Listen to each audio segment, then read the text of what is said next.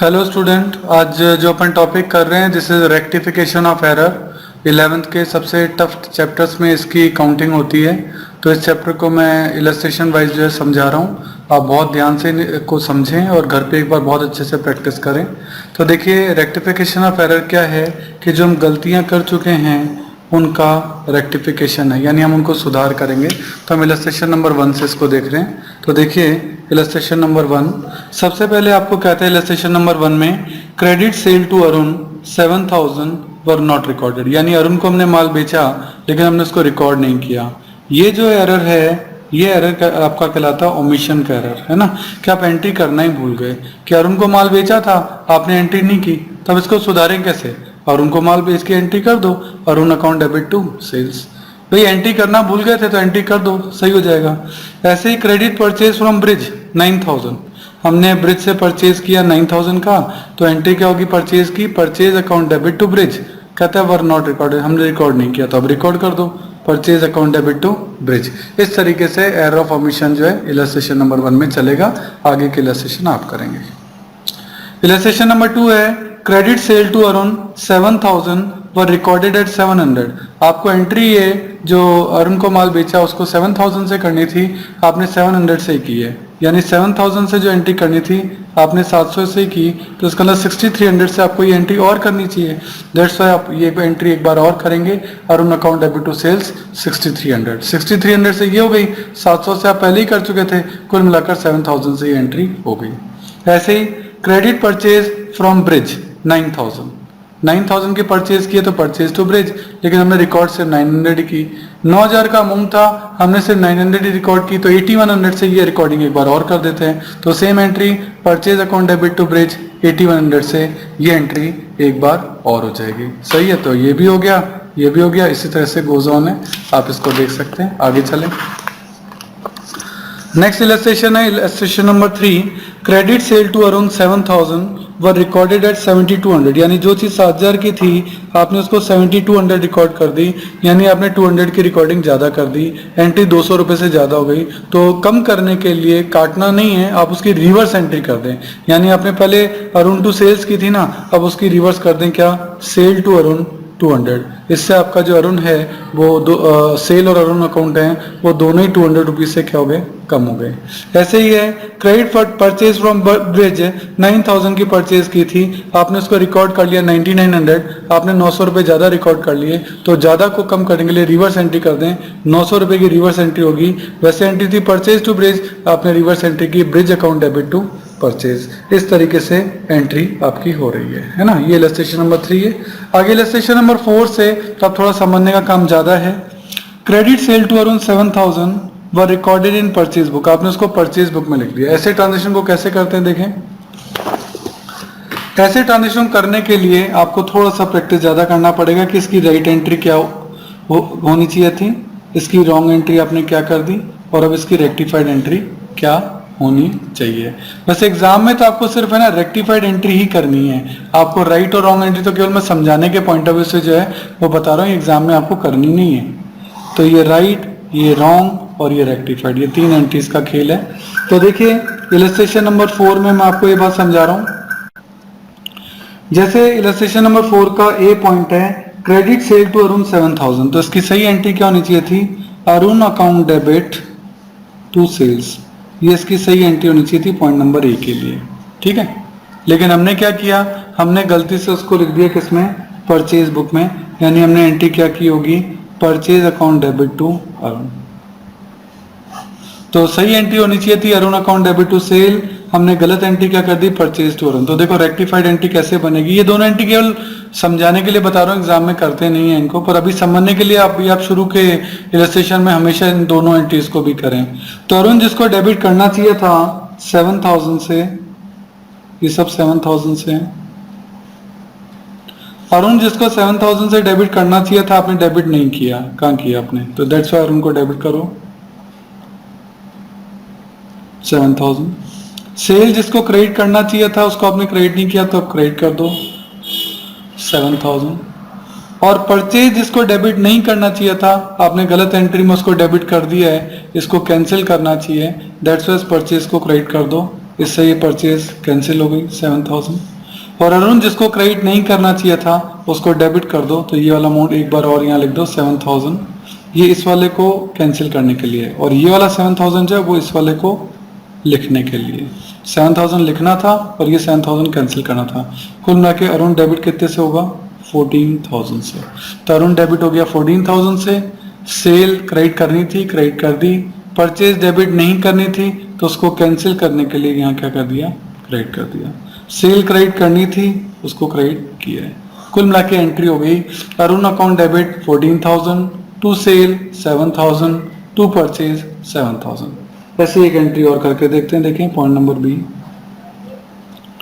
कहता है credit purchase from bridge 9000, तो इसकी सही एंट्री होनी चाहिए थी purchase account debit to Brij कितने रुपए?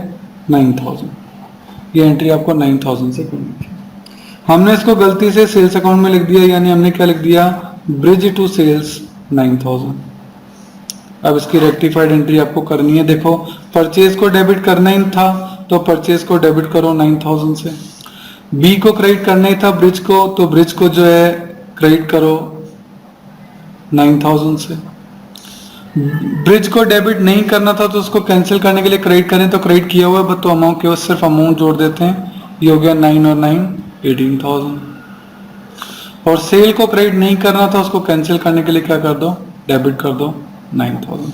तो एंट्री बनी purchase account debit 9000, sale account debit 9000, to Brij 18,000। इस तरीके से आपकी एंट्रीज जो हैं वो होंगी, इसी को आप कैरी ऑन करेंगे। और देखते हैं अपन एक बार सीधा अपन इलस्ट्रेशन नंबर 6 पे आते हैं। वही right entry, wrong entry and rectified entry है। राइट, रॉन्ग एंड रेक्टिफाइड उसी को करेंगे। ये राइट है, ये रॉन्ग है और ये रेक्टिफाइड है। ठीक है, देखते हैं। पॉइंट नंबर 1 है ₹2000 paid for furniture purchase. Furniture purchase के लिए 2000 रुपए पे किए। Has been debited to purchase. देखो सेंटेंस लंबा है, आधा टुकड़े में तोड़ लो। ₹2000 paid for furniture purchase, furniture खरीदा तो एंट्री क्या होगी? Furniture account debit to cash account. कितने रुपए का फर्नीचर खरीदा? 2000 रुपीज का। ठीक है जी। हमने गलती से क्या कर दिया? कहते हैं has been debited to purchase account. हमने गलती से परचेज में डेबिट कर दिया कितने रुपए? 2000 रुपए। ठीक है, गलती यही हुई है। क्रेडिट वर्ड हमको पता नहीं, जो गलती उसने नहीं बोली वो हम क्यों करें। उसने कहा हमने परचेज को डेबिट कर दिया, क्रेडिट के बारे में कोई इन्फॉर्मेशन नहीं है। तो जिसके बारे में कोई इन्फॉर्मेशन नहीं है उसके लिए तो अजम्पशन रहेगा कि जो सही था वो कर दिया होगा, जो गलती है हमको तो वो सुधारनी है। तो फर्नीचर को डेबिट करना था, फर्नीचर को डेबिट कर दो कितने रुपए? 2000। और परचेज को डेबिट नहीं करना था, उसको कैंसिल करने के लिए क्रेडिट कर दो 2000। भाई फर्नीचर डेबिट करना था, डेबिट कर दो।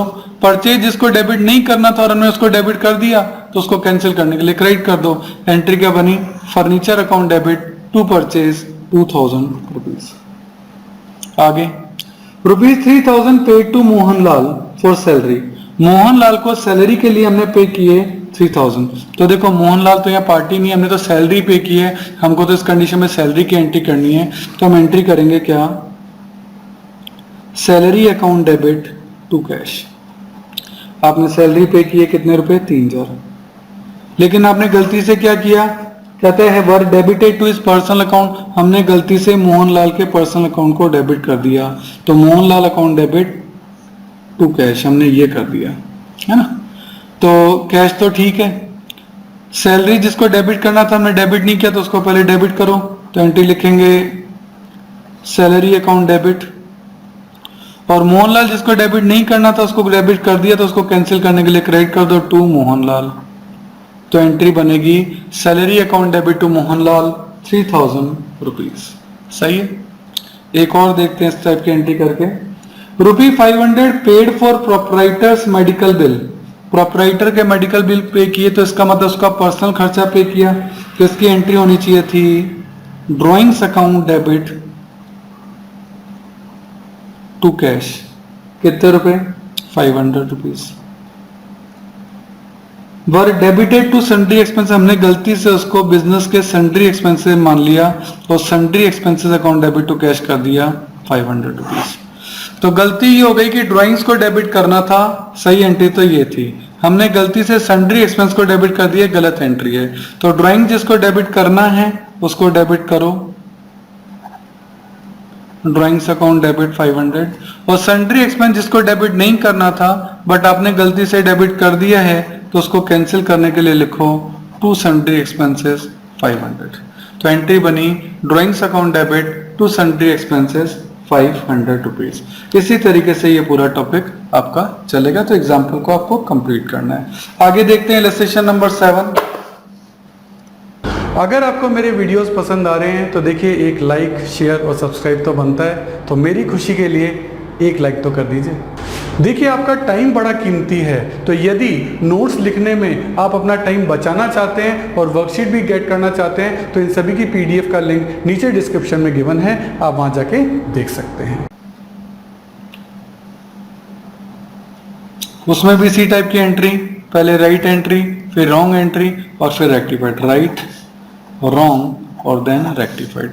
ये तीन ही कंडीशन आपकी चलनी है अभी शुरू के एग्जांपल में, कुछ भी नया जो है वो आपका नहीं आएगा। तो इलस्ट्रेशन नंबर 7 का पॉइंट नंबर 1 देखें, an amount of 2500 spent for the extension of machinery. Machinery बढ़ाई है तो इसका मतलब मशीनरी खरीदी है, तो हमने मशीनरी खरीदी है तो एंट्री क्या होगी, उसकी एंट्री होगी machinery account debit to cash account. ये इसकी सही एंट्री होनी चाहिए 2500 रुपीज से, ठीक है। हमने रॉन्ग एंट्री में लिखा है has been debited to wages account, question में लिखा है उसको, लेकिन हमने डेबिट किस में कर दिया, वेजेस में। हमने एंट्री कर दी wages account debit to cash account 2500। तो जिस चीज को आपको मशीनरी को डेबिट करना था आपने गलती से वेजेस को डेबिट कर दिया, तो मशीनरी को डेबिट करना है तो सबसे पहले मशीनरी को डेबिट करिए। वेजेस जिसको डेबिट नहीं करना उसको क्या कर दो, उसको कैंसिल करने के लिए क्रेडिट कर दो 2500। एंट्री बनी machinery account debit to wages, सही है। एक और देखते हैं, ₹100 paid as cartage for a newly purchase furniture. Furniture खरीदा है तो उसके लिए, फर्नीचर खरीदा तो उसके लिए एंट्री होगी, वैसे तो उसके लिए कार्टेज पे की है लेकिन ये खर्चा फर्नीचर में ही जुड़ता है तो एंट्री होगी furniture account debit to cash 100 रुपये पे की है। लेकिन हमने क्या किया, गलती से फर्नीचर में उसको डेबिट करने के बजाय हमने उसको कार्टेज में डेबिट कर दिया, cartage account debit to cash 100 रुपये। तो फर्नीचर जिसको डेबिट करना चाहिए था उसको तो डेबिट करो, फर्नीचर अकाउंट डेबिट, और कार्टेज जिसको डेबिट नहीं करना चाहिए था उसको कैंसिल करने के लिए क्या कर दो, क्रेडिट कर दो 100 रुपीज। एंट्री बनी furniture account debit to cartage, सही है। इस तरीके से आपकी रेक्टिफिकेशन एंट्री जो है वो चल रही है। इसी तरीके से एक और देखें, इलस्ट्रेशन नंबर 8 में देखते हैं अपन। इलस्ट्रेशन नंबर 8 में कहता है सेल ऑफ 200 टू मनोज। हमने मनोज को माल बेचा 200 का, वो recorded in 2000 in the sales book, ठीक है। पहली बात तो हमने 200 रुपए का माल मनोज को बेचा था तो इसकी सही एंट्री होगी Manoj account debit to sales, कितने रुपए, 200 रुपीज। उसको हमने सेल बुक में 2000 लिख दिया, हमने लिख दिया मनोज टू सेल 2000, तो हमने एंट्री ऑब्वियस से ज्यादा कर दी। मनोज को भी 200 की जगह 2000 कर दिया, सेल को भी 200 की जगह 2000 कर दिया। तो सेल को कैंसिल करने के लिए सेल को डेबिट करो, 1800 रुपये कम करने पड़ेंगे, क्योंकि 2000 में से 1800 कम हो जाएंगे तो अपने आप ही 200 बच जाएंगे, राइट अमाउंट आ जाएगा। और मनोज को भी कैंसिल करने के लिए मनोज को भी 1800 रुपये क्रेडिट कर दो, तो एंट्री होगी सेल टू मनोज 1800 रुपीज। इस तरीके से इसका भी आपका एंट्री हो जाएगा। तो ये सब एंट्रीज जो हैं ये 3 सेगमेंट में हैं, यानी पहले राइट एंट्री, फिर रॉन्ग एंट्री और फिर आपका उसका रेक्टिफिकेशन। अभी तक इसमें सस्पेंस अकाउंट का यूज नहीं आया है, that is a different case, उसको अपन जो है नेक्स्ट वीडियो में देखेंगे। पहले आप इलस्ट्रेशन जो है इनकी प्रैक्टिस एक बार कर लें, इलस्ट्रेशन नंबर 1 से लेकर 8 तक, नेक्स्ट वीडियो में फिर हम सस्पेंस अकाउंट का यूज देखेंगे। देखिए स्टूडेंट, जितने भी वीडियो हमने बनाए हैं उनके जितने भी क्वेश्चन मैं वीडियोस में करा रहा हूं उनका लिंक आपको डिस्क्रिप्शन में दे रखा है। आप वहां से उस लिंक को डाउनलोड कर सकते हैं, उसका प्रिंट आउट निकाल सकते हैं। उसके बाद वो क्वेश्चन पेपर आप अपने सामने रखिए और देन आप वीडियो देखिए। उससे आपको फायदा ये होगा कि क्वेश्चन आपके सामने रहेगा। तो ये चीज़ जरूर से कर लेनी है। और मैं आपको एक बार स्पेशल बताना चाहता हूँ कि ये जो वीडियो है ये तो ट्रेलर है। अगर आपको हमारे सारे वीडियो देखने हैं तो आपको हमारी मोबाइल ऐप सब्सक्राइब करना चाहिए। उसका नाम है अनुराग क्लासेस और इसमें आपको हमारे सारे वीडियो देखने को मिलेंगे। क्यों, देखो यूट्यूब तो ट्रेलर है, यहाँ सारे वीडियो नहीं होते। अगर आपको सारे वीडियो देखने हैं तो आपको हमारी मोबाइल ऐप सब्सक्राइब करनी पड़ेगी। उसमें आपको सारे वीडियोज़ मिलेंगे, उसमें आपको नोट्स मिलेंगे, प्रिंटेड नोट्स भी होंगे, हैंड रिटन नोट्स भी होंगे। मतलब आप हर तरीके के नोट्स वहाँ ले सकते हो। उसमें भी उसकी जो मेंबरशिप है वो प्रीमियम भी है और स्टैंडर्ड भी है, जो भी आप लेना चाहें। और आपको वहाँ अदर बुक्स के इंपॉर्टेंट पिक्स, अच्छे डायग्राम, अच्छे क्वेश्चन, अच्छे पैराग्राफ, वो भी आपको जो है इस ऐप के अंदर मिलेंगे। और इसके अलावा बहुत ही important point, MCQ test.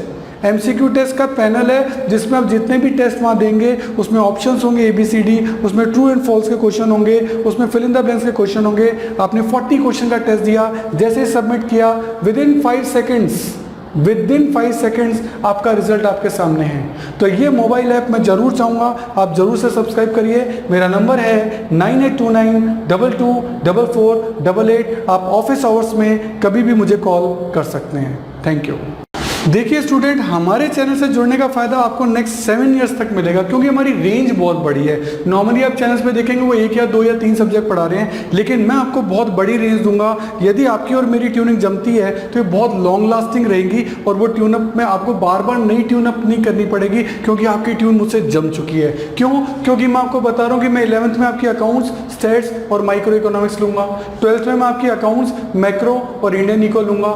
BCom के अंदर मैं आपकी corporate accounting, advance accounting, costing, financial management, budgeting, income tax etcetera, जो भी आपके जिस भी नाम से ग्रेजुएशन के अंदर ये कोर्स होंगे, इन सब के वीडियो हमने ऑलरेडी बना रखे हैं। मोबाइल ऐप आपकी बना रखी है तो आपको बहुत सारी फैसिलिटीज हम देने जा रहे हैं। इसके अलावा CA, CS और CMA के फाउंडेशन और इंटर कोर्सेज में जितने भी प्रैक्टिकल हैं या इकोनॉमिक्स से रिलेटेड टॉपिक हैं उन सब के वीडियो आपके तैयार मिलेंगे। पूरा स्टडी मटेरियल, पूरा नोट, सब चीज़ A to Z आपको रेडी मिलेगी। और इसके अलावा मास्टर्स अगर आप कर रहे हैं उसमें भी QT है या मैनेजरियल इकोनॉमिक्स है, डायरेक्ट टैक्स है। QT का मतलब क्वांटिटेटिव टेक्निक्स, डायरेक्ट टैक्स है, इनडायरेक्ट टैक्स है, एडवांस टैक्स है, यानी पूरी कंप्लीट प्रैक्टिकल जितने भी न्यूमेरिकल सब्जेक्ट होते हैं सब आपको हमारे चैनल पे और हमारे मोबाइल ऐप पे मिलेंगे, जो कि आपको नॉर्मली बाकी चैनल्स पे नहीं मिलते हैं। हर साल आपको नए चैनल पे शिफ्ट होना पड़ता है और यहाँ आपको एक ही चैनल पे कंप्लीट सॉल्यूशन मिलेगा।